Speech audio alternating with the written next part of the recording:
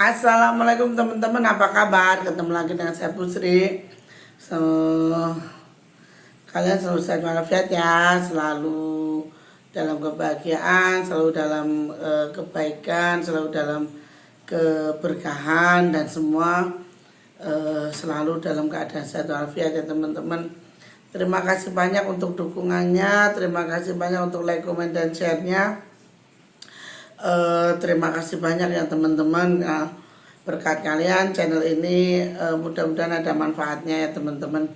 Saya doakan yang sedang sakit segera sembuh, yang sedang punya utang segera terbebaskan dari amanah hutangnya, yang sedang dalam masa kebangkrutan segera bangkit usahanya, segera bisa memulai bisnis lagi, yang sedang menunggu momongan tahun ini mendapatkan momongan, dan yang jelas yang sedang dalam posisi tidak berbahagia, berbahagialah. Yang belum dapat jodoh, bulan Sapar adalah bulan yang bagus untuk menikah. Insya Allah kalian akan menemukan jodoh yang baik. Amin amin ya rabbal alamin. Teman-teman makasih banyak. Teman-teman, kali ini saya akan menceritakan pengalaman ketika saya berada di Alas Ketongko sampai saya masuk ke sebuah gua. Di situ dimana saya bertahan selama 49 hari teman-teman. 49 hari tidak ada yang menolong, dan yang menolong hanya Mbah Kidir semata. Jadi peristiwa ini saya alami di Alas Ketongko teman-teman, di Alas Ketongko.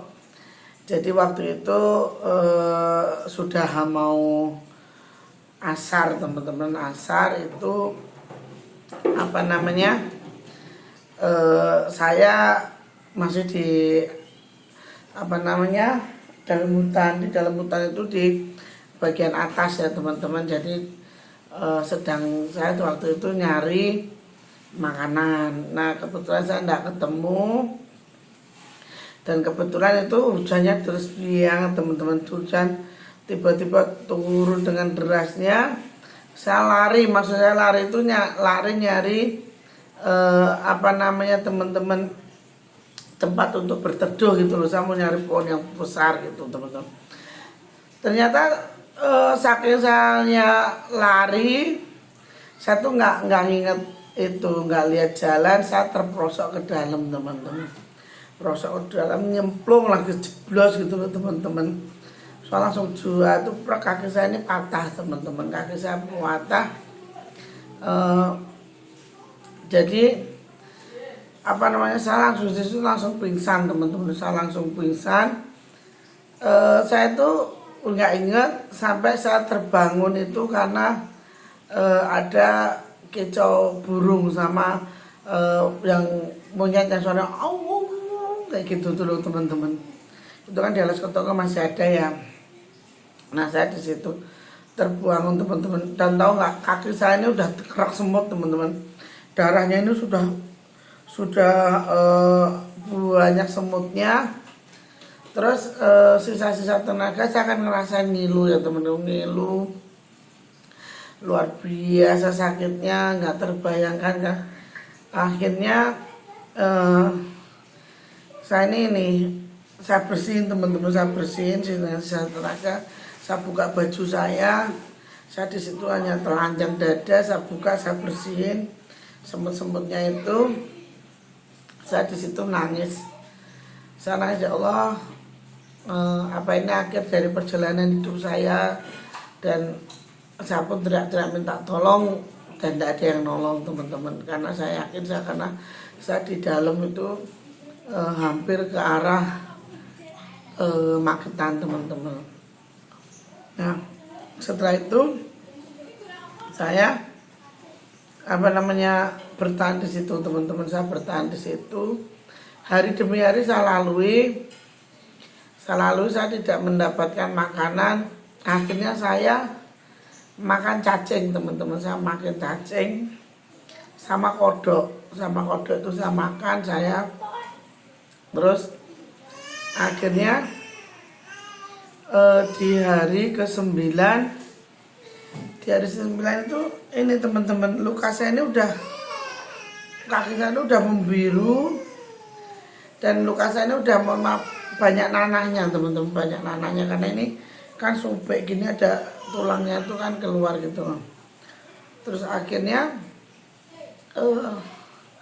di hari ke-9 itu saya udah pasrah, ya Allah, mungkin ini akan jadi hidup saya bilang gitu teman-teman. Dan pada akhirnya saya tuh pasrah. Di hari ke-11, itu saya itu teman-teman, ada suara yang manggil, Sri, Sri, kata gitu. Dan saya hafal sekali tuh suaranya Mbak Kidir. Karena sebelah hari saya sudah tidak makan ya, saya makan kodok sama cacing. Di hari ke-11 itu terus Mbak Kidir tuh ketemu saya, Sri, kata gitu.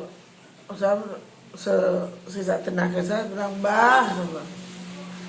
Mbah, saya bilang gitu kan. Terus Mbak Kidir itu turun teman-teman, turun. Dia bilang ke sana, loh, kok sikilmu kayak ngono, kok kakimu kayak gitu, kata gitu, kok kakimu kayak gitu. Iya Mbah. Terus satu nuangis di situ teman-teman, saya nuangis. Saya bilang, Mbah, kakiku bosok Mbah, saya bilang gitu kan. Terus Mbak Kidir bilang gini teman-teman, nggak apa-apa, wis ora apa-apa no. Ntar tak obatin, tak bersihin ya no. Terus setelah itu tuh dibersihin sama Mbak Kidir teman-teman. Jadi ini dibersihin, sisa tulang-tulang itu dibersihin. Terus nanah itu dikeluarin teman-teman, dikeluarin sampai keluar semua. Suatu menjuri teman-teman, udah nggak tahan kan, nggak tahan. Saya pingsan di situ, terus sampai gitu tuh saya bangun dikasih minum teman, dikasih minum. Terus akhirnya setelah itu tuh saya bangun itu Mbak Kidir ini masih bersihin luka saya nih. Jadi yang kulit biru tuh disobek ya, masih itu disobek gitu tuh. Kalian tahu nggak rasa sakitnya kayak apa? Terus ya karena mungkin sudah lama dan udah mengalami pembusukan ya teman-teman. Akhirnya sama Mbak Kidir tuh gini, kamu kuat nggak, katanya gitu kan. Kamu kuat nggak? Kuat Mbah. Dan kuat ampetan ya, kamu tahan ya, kata gitu. Iya Mbah. Terus kamu yakin aku petang dino mari gitu. Jadi sama Mbak Kidir itu teman-teman, saya dikasih, kalian tahu cabai enggak? Cabai itu ditumbuk pakai batu, terus ditempelin di luka saya tuh. Itu sakitnya luar biasa. Satu sampai pingsan di situ. Sakitnya tuh, anak sakit. Itu benar-benar luar biasa teman-teman. Terus akhirnya saya pingsan kan teman-teman. Mbak Kidir itu nggak tahu dari mana dia tuh bawa pisang. Ketika saya sadar tuh, saya bawa pisang, Mbak Kidir tuh bawa pisang dikasih ke saya tuh. Nanti dipangan ya, dimakan. Ya Mbak, lah kamu tuh makan apa selama di sini, kata. Makan cacing Mbak, sama kodok sama. Ya Allah, kata gitu. Ya enggak apa-apa wis. Itu makan pisangnya, karena saya nggak nemu makannya teman-teman. Saya mau makan dengan satu sisi itu hampir saya habisin. Terus saya itu teman-teman apa namanya makan dengan lahapnya ya. Terus begitu tuh bilang ini, nah nanti naik bin, gimana kamu mau naik? Nggak tahu mbah, saya mau naik apa enggak. Lah kamu sholat enggak? Nggak tahu mbah, saya enggak sholat di sini ya. Ya wes enggak apa-apa lah, bacot kata gitu. Terus setelah itu kan dibersihin teman-teman. Terus saya itu dibopok.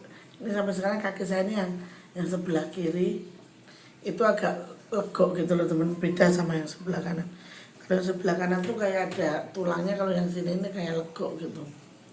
Nah setelah itu apa namanya, terus dalam waktu seminggu itu dipupuk sama gedebok busuk itu loh teman-teman, di apa namanya, di blebet sama gedebok gosok itu.